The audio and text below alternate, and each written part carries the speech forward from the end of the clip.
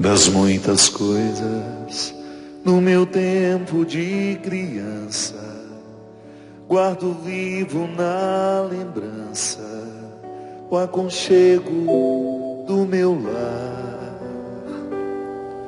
No fim da tarde, quando tudo se aquietava, a família se ajuntava lá no alpendre a conversar. Meus pais não tinham nem escola e nem dinheiro. Todo dia, o ano inteiro, trabalhavam sem parar. Faltava tudo, mas a gente nem ligava. O importante não faltava, seu sorriso e o seu olhar.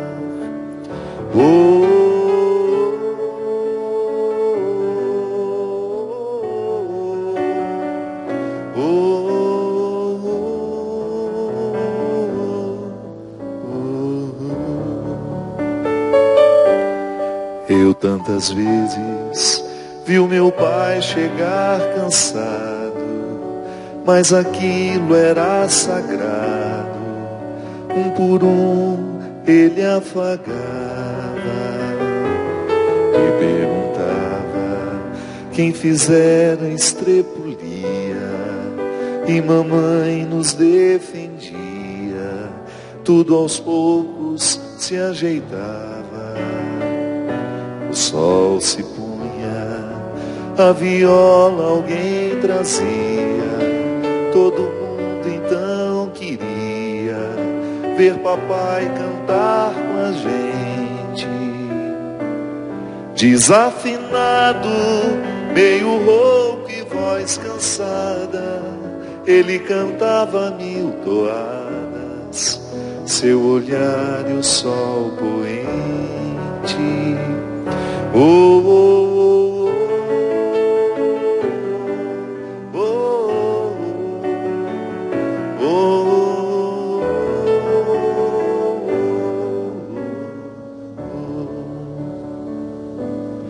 Correu o tempo, hoje eu vejo a maravilha de se ter uma família, quando tantos não a têm. E agora falam do desquite ou do divórcio. O amor virou consórcio, compromisso de ninguém.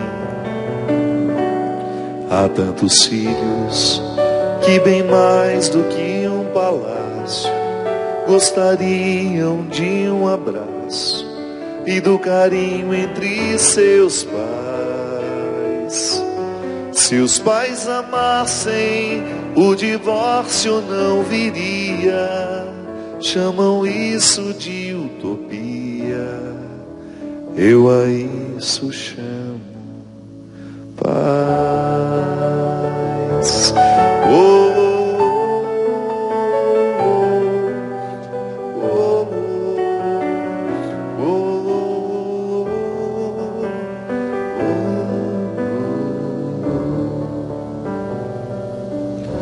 muito boa noite, é com muita alegria que nós começamos mais um programa de Direção Espiritual. Obrigado pela oportunidade de entrar na sua casa, de estabelecer esse vínculo familiar, né? Hoje nós começamos o nosso programa falando de família. Eu acho interessante porque Padre Zezinho, quando há muitos anos, né, essa música já tem, eu me lembro que ela estava no LP Um Certo Galileu. Eu era menino, foi quando João Paulo II veio a primeira vez ao Brasil, em 1980, não foi isso? 82, uma coisa assim. Eu levei para casa de Aparecida. Isso era uma tradição, né, de o mineiro todo ano, por mais simples que fosse a família, juntava um dinheirinho e vinha em romaria para Aparecida do Norte, como nós chamávamos. Sei que o povo aqui não gosta que fala Aparecida do Norte, não, mas nós lá em Minas chamamos de Aparecida do Norte. Eu me lembro quando ouvi essa canção, me ocorreu um sentimento bom, apesar de sempre ter tido uma experiência familiar difícil, doída, pelos mesmos motivos que talvez você também tenha tido. Alcoolismo dentro de casa, aquela prostituição socializada que a gente vê muito perto de nós, as pessoas esquecendo o valor que têm, desunião entre irmãos. Eu experimentei a família com todos os limites e mesmo assim ela me fez bem. Ela me fez ser quem eu sou. Hoje, quando eu cheguei em casa, eu fiquei um tempo fora, né? E ultimamente, sobretudo depois da síndrome do pânico, ficar muito tempo longe da minha casa tem me custado muito. Eu gosto de usar uma expressão feia, mas que diz uma coisa bonita. É quase um estupro emocional. É como se fosse uma violência emocional, o distanciamento prolongado da minha casa. E há um tempo eu tenho pensado sobre o significado da casa, que num primeiro momento é um aglomerado de paredes, janelas, vidros, algumas bonitas, outras mais simples, mas sempre casa. A gente pode viajar o mundo inteiro que a nossa casa continua sendo o melhor lugar. Você pode passar uma semana inteira num hotel 5 estrelas, você acha aquilo tudo muito maravilhoso, mas vai chegando um momento que você quer a sua casa. Por mais simples que ela seja, é o seu lugar, é o seu cantinho. Eu vejo isso nas peregrinações que nós fazemos. Passamos por lugares maravilhosos, mas no fundo, no finalzinho, está todo mundo louco pela casa. Por quê? A casa não é apenas um aglomerado de paredes, de janelas, de pisos, de revestimentos. Não. A casa é um sentimento que nos ocorre. É aquele sentimento que lhe traz um aconchego existencial. Que bom estar aqui. E o que traz esse aconchego existencial é o significado que essas paredes ganharam com o tempo. As pessoas que moram ali, o que essas pessoas significam na sua vida, o que você já viveu dentro daquelas paredes. Então, quando eu me recordo que quando eu ouvi essa música, é claro, eu não tinha o discernimento que hoje eu tenho de lar, mas eu sabia naquela época que aquela música me despertava justamente isso que eu estou dizendo para vocês hoje. Um conforto existencial. Era bom ser quem eu era. Morar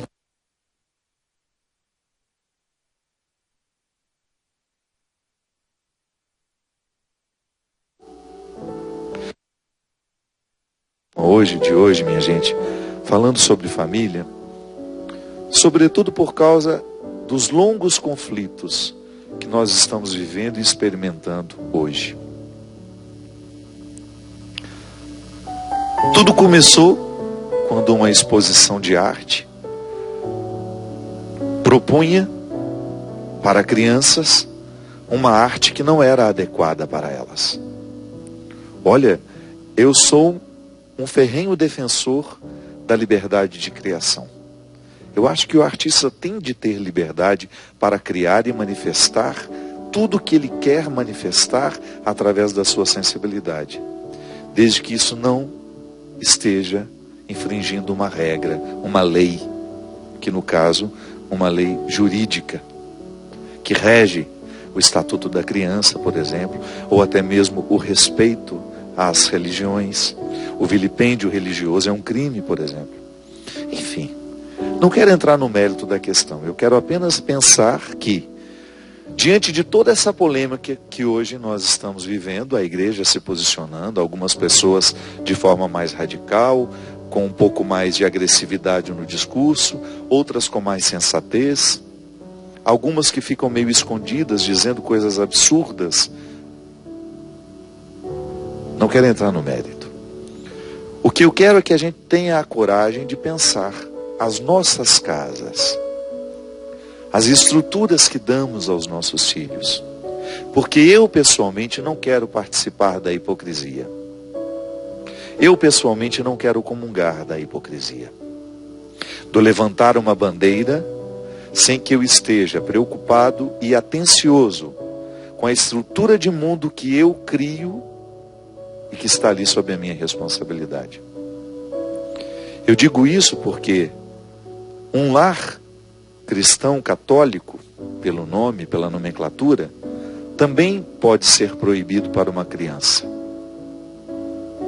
Depende do que se vive ali dentro. É muito fácil a gente se levantar e, com um discurso moralista, apontar todos os defeitos do mundo. Não estou dizendo que a gente não tenha que se manifestar. O que eu estou dizendo é que o primeiro passo a ser feito é analisar a estrutura que nós damos aos nossos filhos. Hoje, até houve uma decisão inteligente de colocar faixa etária. Por exemplo, essa exposição de arte não é recomendada a pessoas, acho que até 18 é exagero, um menino de 16 anos já dirige, já tem título de eleitor, já vota, não sei. Essa questão da maioridade, né, que depois vai incutir também nas leis, não sei. Mas digamos que está lá. Não é recomendado para quem é menor de 18 anos. Isso é fundamental. O cinema é assim. Quando você vai ligar a televisão, faz parte da lei, é obrigatório dizer a indicação daquela programação para que você tenha o direito de exercer autoridade sobre seu filho. Você é pai, você é mãe, você é tutor, você é tutora. É sua responsabilidade zelar por aquele que ainda não tem condições de decidir sozinho. O Estado deve zelar pelas questões maiores? Deve. Mas não se engane. A lei que o seu filho vai prestar atenção é aquela que você vai escrever no coração dele desde pequeno. Mesmo porque se depois o Estado permitir, o seu filho saberá, por um valor que lhe foi ensinado, que não é para ele. É igual a questão do aborto. É claro que nós vamos lutar sempre pelo direito à vida. Agora, se por acaso passar, se por acaso for aprovado que toda mulher tem o direito de ir ali no posto de saúde fazer um aborto porque está grávida e não quer ter o filho, isso muda alguma coisa para nós cristãos? Absolutamente nada. Porque a lei que nós seguimos é outra. Volto a dizer, temos sim como igreja a obrigação de lutar para que um absurdo desse não aconteça. Temos o direito de opinar. Da mesma forma como temos de ouvir os que pensam diferente de nós. E conviver. Porque nós não vamos nos matar porque temos opiniões diferentes. Fica contraditório para nós querer matar o outro porque pensa diferente quando nós estamos lutando pelo direito à vida. A lei que de fato vai orientar os nossos filhos é aquela que nós vamos escrevendo aos poucos mediante o nosso trabalho de educadores. Essa semana nós comemoramos o Dia do Professor. O meu abraço carinhoso a todos estes homens e mulheres resistentes que trabalham com um salário vergonhoso, de maneira muito especial, da rede pública de ensino. Uma carga horária pesada, sem remuneração, sem condições de fazer uma reciclagem para poder continuar dando a si mesmo alegria. Sim, porque quem não se recicla, aos poucos vai perdendo o prazer de fazer o que faz. Estudar é uma dinâmica de todo professor, e nem sempre o professor pode, porque ele não tem dinheiro para isso. Ele não tem tempo para isso. Mas vamos pensar que a função do professor, ela se difere muito da função do pai e mãe.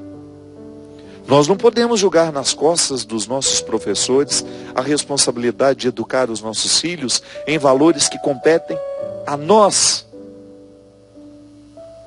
Nós somos os responsáveis pela primeira formação. E eu acho interessante porque com essa discussão tão acalorada e tão cheia de frases pesadas, né? E às vezes até com um moralismo, eu tenho tanto receio com os discursos moralistas, porque geralmente escondem fragilidades.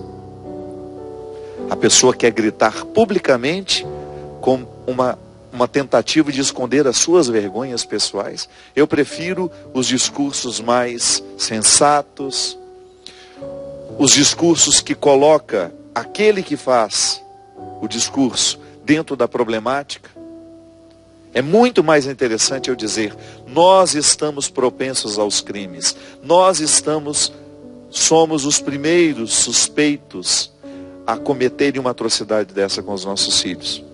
É igual o assunto da pedofilia. Eu faço parte de uma comissão, acho que desde 2009, fui convidado pelo Cazé, que é um promotor lá do interior de Minas, lá em Divinópolis. Cazé me deu a oportunidade de, naquela época, ir a Brasília, participar da CPI, e abriu as portas para uma campanha que nós trazemos até hoje, a camiseta, e fazemos propaganda disso, que é Todos contra a Pedofilia. Quantas vezes eu ouvi dizer que pedofilia é um problema dos padres? Fala de pedofilia, lembra do padre imediatamente. Tá certo? Fico felicíssimo que o Papa Francisco não esteja tolerante com a pedofilia. Sim, é um problema nosso também. Mas as estatísticas que eu vi dentro deste estudo que o Cazé me mostrou, que com ele eu tive a oportunidade, aliás, de ver imagens horrorosas que eu nunca mais na minha vida quero ver novamente. Quando ele me falou: padre, o senhor tem ideia do que seja de fato a pedofilia? Eu falei assim: não. E ele, numa partilha de todo o material que ele tinha, porque eu estava dentro daquela comissão, comecei a ver algumas coisas. E você acha que pedofilia acontece apenas dentro da igreja? Engana-se. O maior número acontece dentro das nossas casas. Nossos filhos, nossas crianças são abusadas sexualmente por pessoas próximas a elas. Pais, padrastos, mães, irmãos, tios, primos, vizinhos. Estes são os primeiros. Então, o gesto mais responsável que nós podemos ter diante deste mundo tão conturbado, tão abalado em sua escala de valores, não é a gente ficar violento por aí, não. A violência que transforma o mundo é a que Mahatma Gandhi propôs, é a que Jesus propôs também quando mandou Pedro guardar a espada que estava querendo cortar. Não estava querendo cortar, ele cortou a orelha do Malcolm, o soldado. Não, a violência, o ato de violência que pode transformar o mundo é aquele que modifica as nossas atitudes. É aquele que faz a macro-responsabilidade tornar-se micro. Eu tenho uma grande responsabilidade. Tá bom, mas qual é a parte que me cabe? Todos contra a pedofilia. Bonito demais. Todos. Eu posso me esconder no todos. Mas eu tenho de ser um vigilante da vida do meu filho. Sim, gente, não dá para ser pai e mãe sem exercer o estado de vigilância. Hoje o seu filho tem um smartphone nas mãos desde os 3, 4 anos. Ele tem acesso à internet. Eu sou muito amigo de um policial federal. E ele, veja bem, gente, um homem que investiga, era uma das maiores autoridades no aeroporto de Guarulhos. E um dia ele me ligou chorando: padre, descobri que meu filho está sendo vítima de pedofilia. Mas como assim? Pois é. Eu que sou tão esperto, eu que sou tão atento a tudo que acontece, no aeroporto de Guarulhos, naquela estrutura criminosa, né? Porque ali acontecem muitos crimes dentro do aeroporto de Guarulhos, tráfico de drogas, tráfico de pessoas, roubo de malas, uma série de coisas, que a Polícia Federal, que aliás tem o nosso profundo respeito nos últimos anos, né?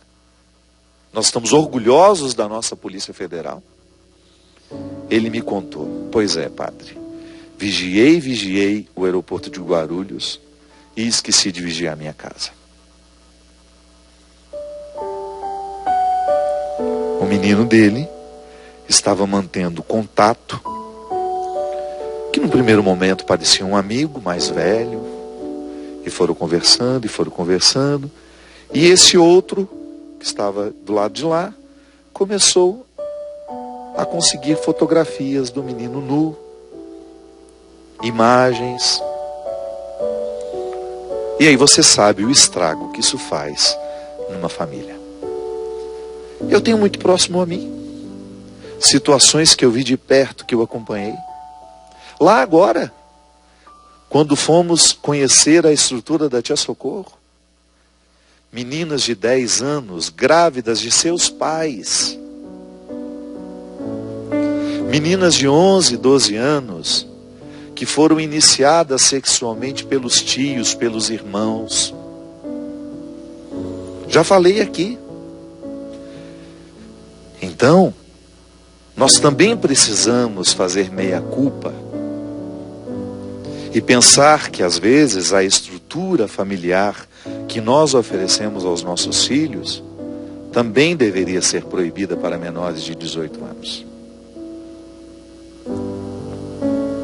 Os nossos filhos, eles estão se acostumando com os nossos vícios.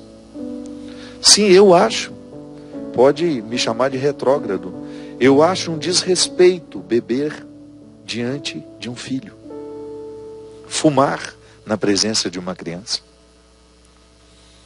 Ah, padre, mas então como é que nós vamos fazer? Pois é, a gente quer ter filhos saudáveis, mas nós não queremos curar os nossos comportamentos doentios.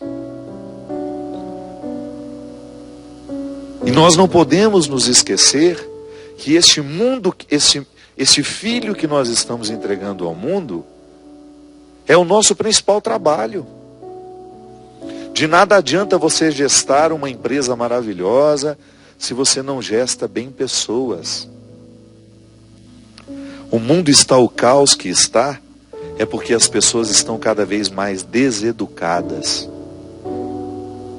crescendo distante de valores que possam de fato fazer diferença na vida delas, dar sustento para a existência, minha gente. Sim, nós criamos estruturas viciosas dentro da nossa casa. Os nossos filhos participam disso. E depois um dia nós vamos querer ter autoridade de dizer que ele não deve fazer isso. Veja a erotização das crianças, que também é um assunto que está em moda. Todo mundo falando sobre isso. Aqui no programa de Direção Espiritual, há mais de 10 anos nós falamos disso. De quão é nocivo expor uma criança a um conteúdo para o qual ela ainda não está madura.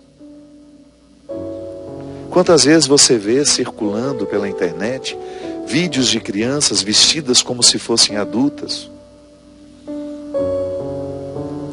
dançando com a inocência que é própria dela, que ela não sabe que ela está sendo erotizada. Quem está erotizando é quem vestiu daquele jeito, quem colocou aquela música com aquele conteúdo que é puramente sexual para uma criança que ainda não tem maturidade de fazer o filtro. Então, volto a dizer, antes da gente fazer a crítica do mundo, vamos fazer a crítica das nossas casas. Qual é a música que a gente põe para as nossas crianças ouvir? Se nós estamos permitindo o lúdico, se nós estamos promovendo o lúdico para as nossas crianças, se nós estamos trazendo para a estrutura delas o lúdico, aquele desenho animado que educa, sabe? Sim, se você procurar na televisão, tem coisa muito boa. preparada especialmente para o desenvolvimento moral, sexual, afetivo, ético da criança. Sim, se você quiser, você cria uma estrutura de proteção. Porque você não tem como proteger a criança das influências que ela vai receber na hora que ela sai de casa. Mas, por favor, se você não criar a estrutura de proteção dentro da sua casa, me desculpe, você está sendo negligente com o filho que você colocou no mundo.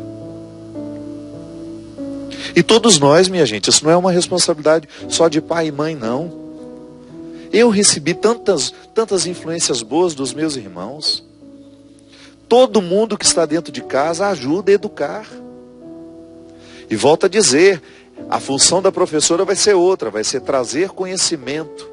E infelizmente os nossos professores encontram os nossos filhos com tantos déficits, com tanto prejuízo, que às vezes ao invés de ensinar matemática, ele tem que ensinar bons costumes.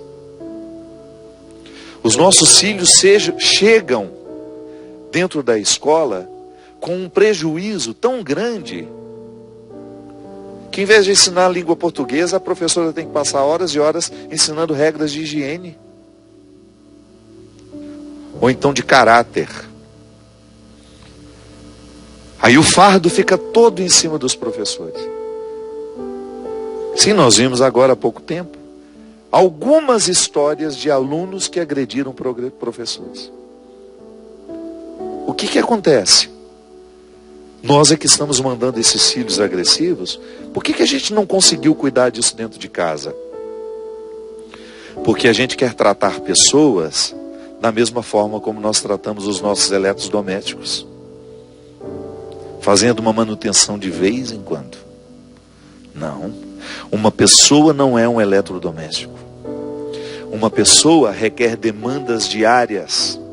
Se você coloca um filho no mundo, prepare-se para ter demandas diárias de atenção, de afeto, de palavras.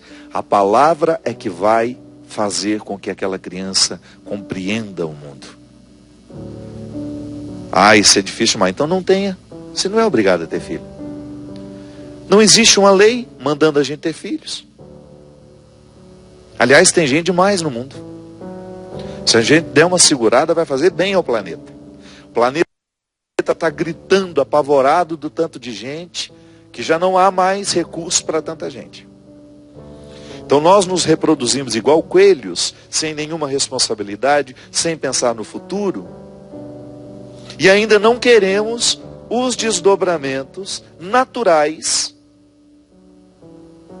que virão do fato de você ser pai, do fato de você ser mãe. Gente, até na natureza, onde não existe a inteligência que nós humanos temos, a mãe sabe exatamente até o momento em que ela precisa conduzir o filho e ensinar tudo para que depois ele sobreviva sozinho. Nós não queremos. Nós não queremos mudar 1 centímetro na estrutura da nossa vida porque tivemos filhos. Tudo isso em nome de uma revolução. Não estou dizendo que a mulher tenha que privar-se de ter a sua vida. Não, eu estou chamando a atenção da família. Em nenhum momento eu estou dizendo que a mulher é a responsável por tudo isso. Isso é uma responsabilidade da mãe, isso é uma responsabilidade do pai, isso é uma responsabilidade de quem está por perto. Se tem avô, se tem avó, se tem irmão, todos nós somos responsáveis por ajudar as nossas crianças serem crianças, darem a elas o direito à inocência. Sim, uma pessoa que não tem o direito à inocência, ela envelhece cedo, ela envelhece antes da hora, ela deprime antes da hora. Então a gente pensar a família é a gente começar a cuidar do sentimento que nos ocorre quando a gente chega em casa. E do sentimento que nós ajudamos a construir para aquele que chega em casa. Família é uma realidade muito sagrada. E ela é tão sagrada que ela não se limita ao sangue. Família são todos aqueles que de alguma forma participam na nossa evolução, na nossa melhoria, na edificação de tudo aquilo que nós precisamos ter para sermos boas pessoas no mundo de hoje. Nós vamos para um rápido intervalo e a gente volta já já com o programa de Direção Espiritual.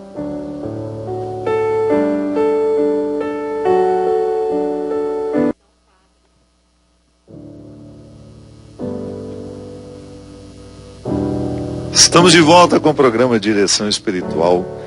Muito obrigado você que nos assiste, que nos acompanha. Quero agradecer muito ao povo querido de Ouro Preto que me recebeu ontem. Ontem nós fomos gravar um especial de Natal para o programa Estrelas. E foi uma alegria imensa estar em Ouro Preto, conhecer o Padre Marcelo, o pároco lá da Igreja Nossa Senhora do Pilar. Que ser humano fantástico. É bom quando a gente encontra um padre que você percebe que exerce com todas as suas possibilidades o ministério sacerdotal. Fico muito feliz, fiquei muito honrado de ter estado aí com vocês, de ter recebido o carinho de todos. Muito obrigado. Quero aproveitar também o ensejo para agradecer os lugares por onde eu passei esse fim de semana, na sexta-feira em Bauru, no sábado em São Paulo e no domingo em Sorocaba. A minha missão, que tem sido tão pesada para mim, fica tão leve quando eu encontro esse povo querido que me acolhe com tanto carinho, com tanto respeito. Eu falo do Padre Marcelo e eu quero aproveitar para mandar um abraço carinhoso a todos os padres. Eu tenho pensado muito, vocês não fazem ideia de como eu recebi cartas, e-mails de padres que quiseram partilhar comigo que diante da minha confissão, da minha fragilidade, da minha síndrome do pânico, que também se encorajaram para reconhecerem que também passavam pelo mesmo problema. Nós padres trabalhamos muito, temos muitas obrigações. Eu queria muito que você tivesse bastante paciência com seu padre aí. Eu sei que todos nós temos defeitos, faz parte da vida humana. Eu sei que nós deveríamos cuidar um pouco mais, porque somos padres, mas nem sempre nós temos uma estrutura emocional, afetiva, que nos proporcione essa leveza que vocês precisam que a gente tenha. O padre, digo por mim, o padre é um ser que tem muitas obrigações e poucos direitos. A comunidade é a primeira a cobrar, a achar estranho. Eu me lembro que quando eu comecei a frequentar a academia, porque eu não tinha cuidado com a minha saúde, não tinha mesmo. Comia, bebia e trabalhava. E aos poucos fui percebendo que aquilo foi ceifando a minha saúde. E eu me lembro que quando eu comecei a frequentar a academia, a primeira coisa que eu ouvi foi isso, que a academia não era lugar de padre. E assim, muitas outras situações. O padre, por exemplo, quando ele precisa fazer férias, o constrangimento que ele tem de dizer que viajou, que descansou com o dinheiro dele. Não é dinheiro da paróquia, não. Ele tem o salarinho dele, ele pode economizar. Eu, graças a Deus, eu não preciso viver de dízimo. O meu trabalho, tudo aquilo que eu faço, os meus livros, os meus CDs, eu sobrevivo e ainda ajudo muita gente a sobreviver. Mas eu sei que muitos padres que vivem em suas paróquias têm uma vida muito simples, mas guardam o seu dinheirinho para poder fazer as suas férias. E às vezes precisa esconder que vai fazer férias porque se sente culpado, ou até mesmo se sente muito facilmente julgado. Às vezes as pessoas não veem o dia a dia cansativo que um sacerdote tem. É cansativo. O tempo todo nós estamos enfrentando demandas emocionais de pessoas que estão enfrentando problemas. Quantos funerais? Você participa de um funeral, você já sai de lá destruído porque é cansativo, E o padre que faz isso todo dia? Às vezes celebra 3, 4 missas por dia. Então a vida de um sacerdote, claro, ninguém está reclamando não. Nós só estamos apenas pedindo que as nossas paróquias acolham com mais amor, com mais carinho, esses homens que precisam ser amados, que precisam ter amigos. Senão a vida do sacerdote fica muito solitária. E a solidão é uma porta de entrada para o diabo. O diabo nada de braçada quando nós não temos o coração ocupado com bons sentimentos. Essa tal internet, então, é um perigo. É um perigo para os solitários. Porque acabam criando um mundo paralelo. Um mundo onde ele de alguma forma vai tornar-se ninguém, né? Porque o tornar-se ninguém faz bem. Você ser um anônimo, isso descansa. E o padre mas em hipótese alguma ele consegue ser ninguém. Todo lugar que ele vai, alguém vai puxar num cantinho, vai contar um problema, e vai pedir um conselho, e vai chorar uma situação difícil. Então, isso ao final de tudo vai pesando muito. E eu encontrei o padre Marcelo, olhei naquele rosto tão cheio de amor ao que faz. Eu pensei em tantos padres que também têm amor ao que fazem, mas que também estão cansados. Não é fácil, a vida de padre não é fácil. Eu sei que é pesado, mas eu gostaria aqui manifestar o meu carinho e pedir que nós, povo, você tenha uma atenção especial com o seu pastor, com o seu padre. O seu pastor também, vamos dizer aos evangélicos também que nos assistem. Padre, pastor, irmãs religiosas, minha gente. Eu tenho um respeito tão grande pela vida religiosa feminina. Primeiro porque elas estão nos lugares que geralmente nós não queremos estar.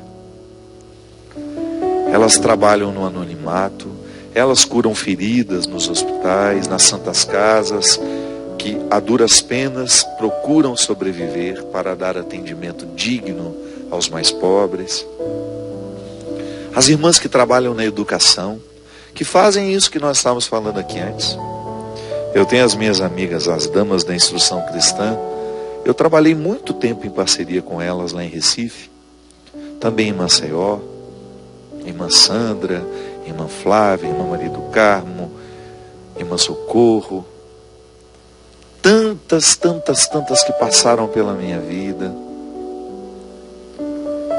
E eu via irmã Silene agora, que é a diretora lá do Colégio Damas de Recife, que zelo que essas mulheres têm pelos filhos dos outros. Não são os filhos delas. É colocar uma marca além do conhecimento.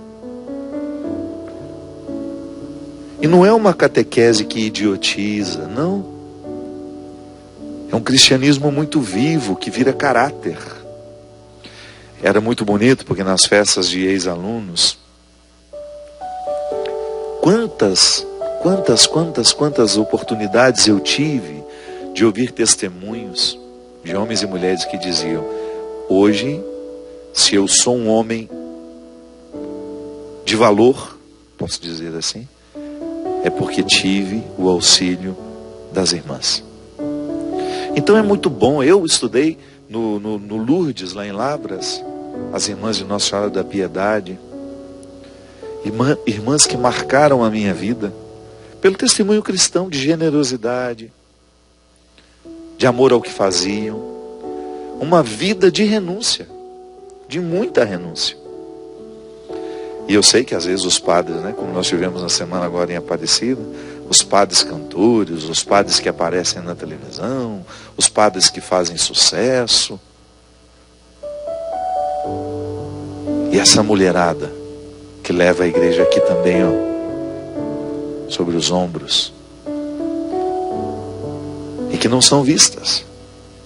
Aqui mesmo na Canção Nova, se vocês soubessem como tem mulheres líderes aqui dentro, se vocês soubessem como essas meninas entregam as suas vidas para que este veículo de comunicação continue acontecendo.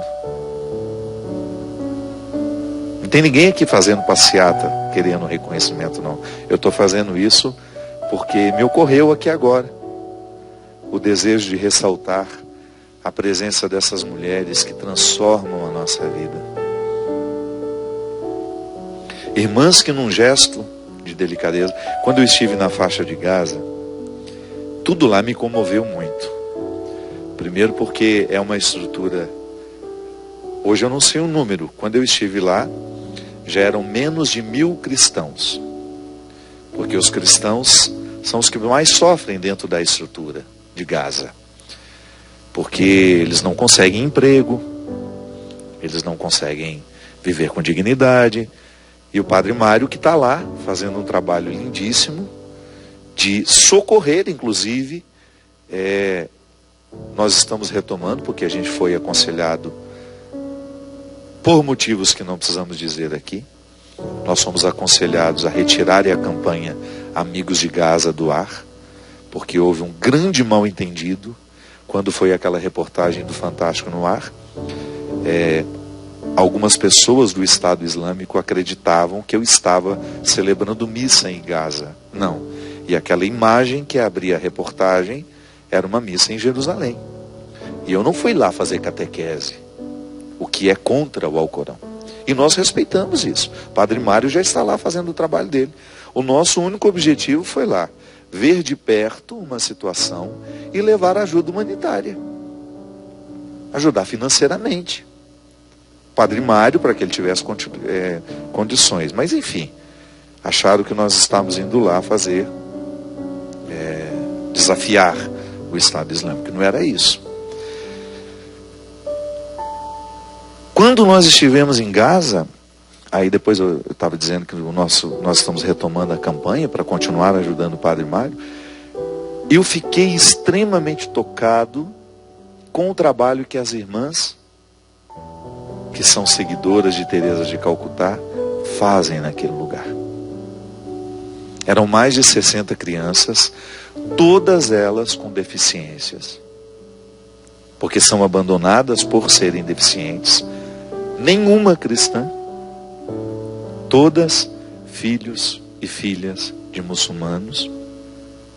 As irmãs cuidando amorosamente dessas crianças. E não permitiam que a gente nem tirasse uma foto com elas. Não querem aparecer. Não querem fazer propaganda da caridade que realizam. O que eu acho bonito demais. Nada pode me constranger mais do que ficar contando o que a gente ajuda ou deixa de ajudar. Porque a caridade que a mão direita faz, a esquerda não tem nem que ficar sabendo. Foi Jesus que nos ensinou isso. Que todas as ajudas que a gente vai fazendo pelo caminho, fica contabilizado lá em algum lugar. Eu tenho uma resposta, né? Que às vezes as pessoas me falam assim: Deus lhe pague, Padre Fábio. Minha filha, mas ele já me pagou demais, eu só devolvo. Eu só devolvo, porque a minha vida é só graças.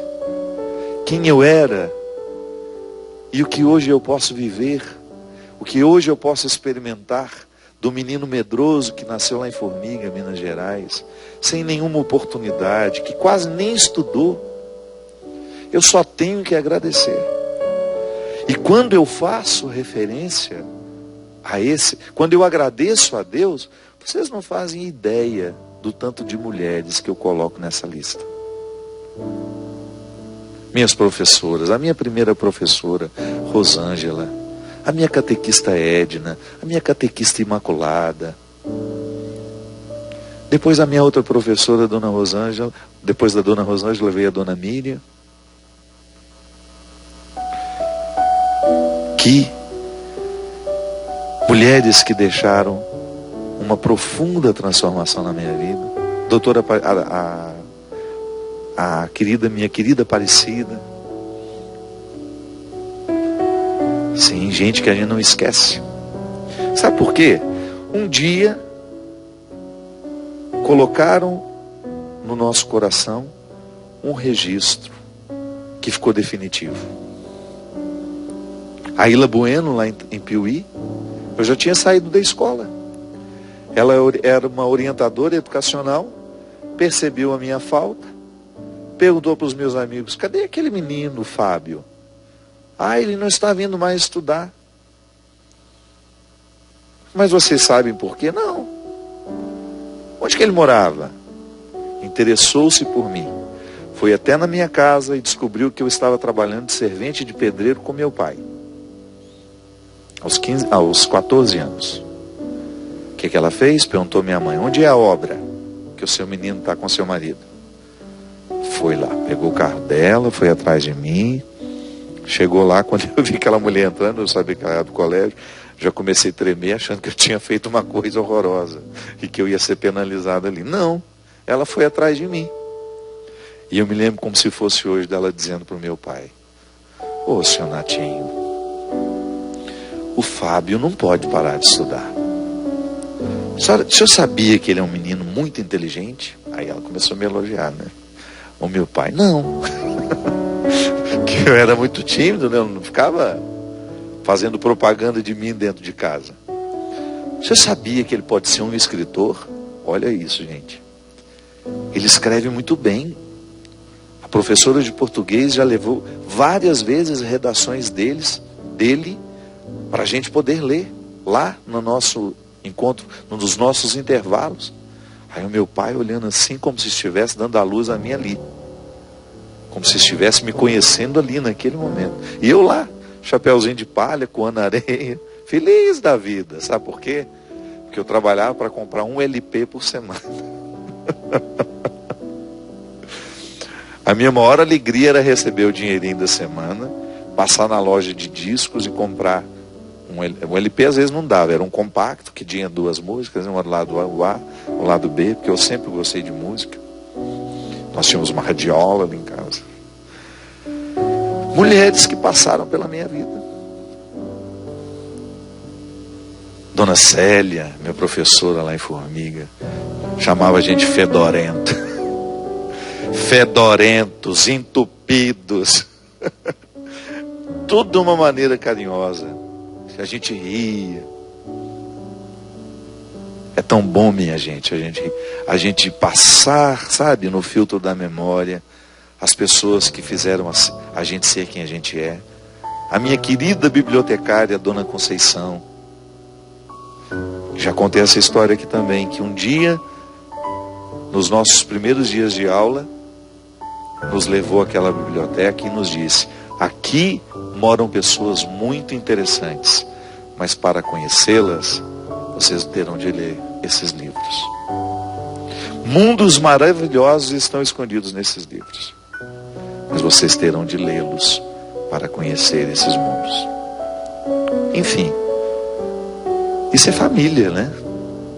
Isso é gesto familiar, que não é sanguíneo, mas é amoroso, porque educa, porque coloca uma influência positiva naquele. Eu tenho pensado muito sobre isso. O que eu provoco no outro ao passar pela vida dele? E isso deveria ser para nós a nossa marca. Nós somos cristãos e nós estamos aqui para passar de forma positiva na vida das pessoas. A gente está falando do Lar da Tia Socorro e nós estamos aqui com umas coisas bonitas da coleção Filho do Céu que foram lançadas essa semana. Olha que bonita essa pulseira. As meninas foram muito criativas, pediram para eu escrever Filho do Céu. Aí eu escrevi e elas fizeram com a minha caligrafia. Dá para mostrar aqui? Eu preciso pôr mais em pé. Deu? Não, né? Deixa eu tirar o microfone aqui que vai ficar mais fácil.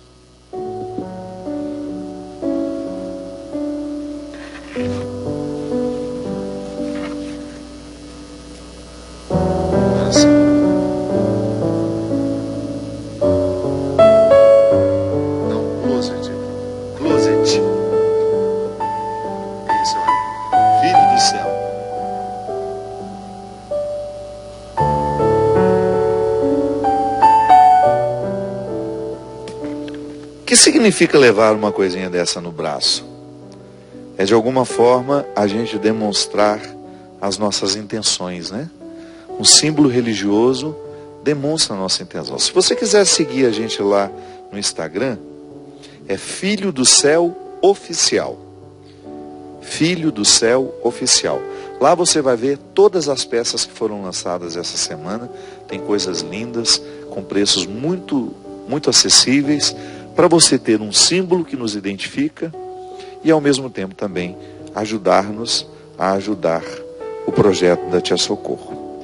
Lembrando também que no dia 23 de janeiro de 2018 até o dia 3 de fevereiro, nós estaremos numa peregrinação em Portugal, passando por lugares muito especiais. Ligue aqui para o 0 operadora 12 3186 2600 ou ligue amanhã para a Obra de Maria, um número que eu não sei de cor, vou ver se a Dani pode colocar aí no GC.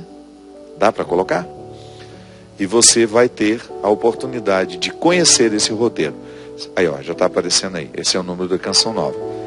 Vai ter a oportunidade de ir comigo. Serão 12 dias de viagem entre ir e voltar. 10 dias de espiritualidade, de convivência, o que faz muito bem ao nosso coração, né? Nós precisamos. E se às vezes você tem a oportunidade de preparar férias, então venha conosco. Gente, estou feliz demais. O livro Crer ou Não Crer, que foi lançado na semana passada com o meu querido amigo Leandro Carnal, uma conversa muito sincera sobre as questões pertinentes aos dias de hoje. Um homem que não crê em Deus, numa conversa muito sincera com um padre que crê em Deus nas pequenas coisas. Não vou ler livro de ateu, não. Você não faz ideia de como você pode crescer tendo contato com uma pessoa que pensa diferente de nós. Sobretudo que eu estou aqui para defender a gente. Eu fui muito firme nos meus posicionamentos. Então não virou um debate. O livro é uma oportunidade maravilhosa que a gente tem de aprofundar a nossa fé. O conhecer com profundidade a fé qualifica a nossa fé. E eu estou muito feliz porque Publish News é o órgão que regulamenta a venda de livros no Brasil. Ele nos informou que essa semana nós somos o livro mais vendido. Então fiquei muito, muito, muito feliz por saber que uma conversa que teve como objetivo buscar o conhecimento, aprofundar as nossas questões, já chegou a tantos corações.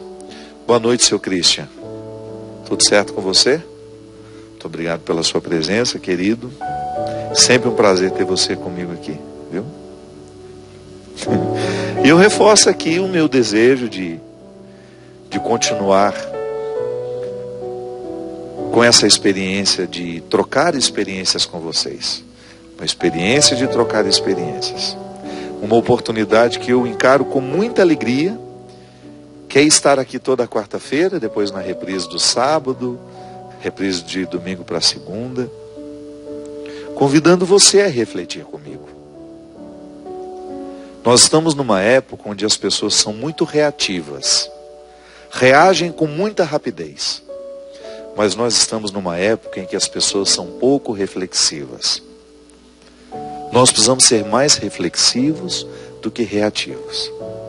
A reflexão, ela nos livra da resposta idiota, da resposta grosseira. A reflexão nos livra da ignorância.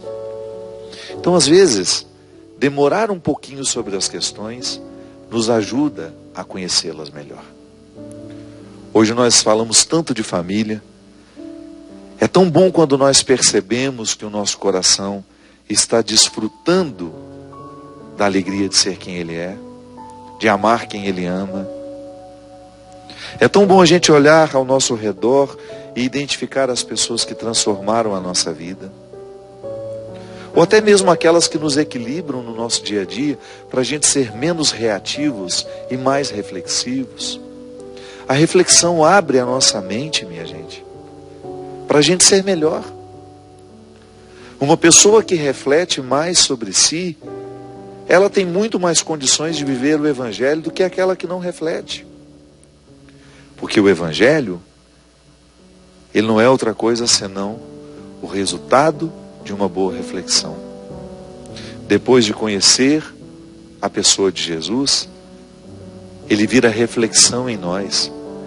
Tudo que nós vivemos passa pelo crivo dele. Nós não vamos para a cama sem pensar o dia, sem refletir o dia que vivemos. E nem iniciaremos um novo dia sem refletir aquilo que queremos para ele. É isso que eu desejo, do fundo do meu coração. Que nós sejamos cada vez mais responsáveis pelas pessoas que passam pela nossa vida. Que a gente tome nas mãos essa oportunidade de ser família. Ser família é muito mais do que morar na mesma casa. Ser família é a gente morar um no coração do outro. Que o Deus Todo-Poderoso derrame sobre nós a sua bênção e nos conceda uma semana de paz, de amor, de solidariedade. Ele que é Pai, Filho e Espírito Santo. Amém. Até a semana que vem, se Deus quiser.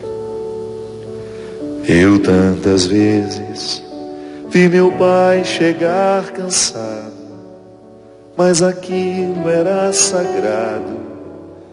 Um por um ele afagava e perguntava quem fizera estrepulia,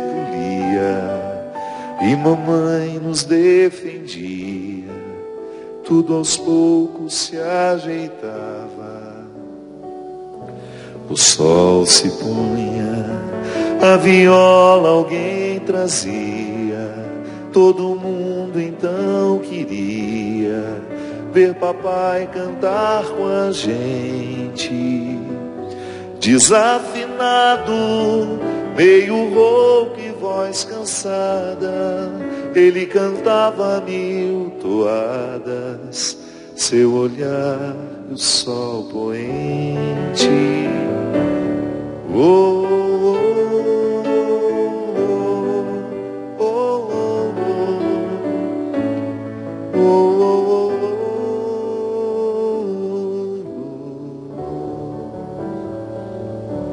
oh. Correu o tempo, hoje eu vejo a maravilha de se ter uma família, quando tantos não a têm.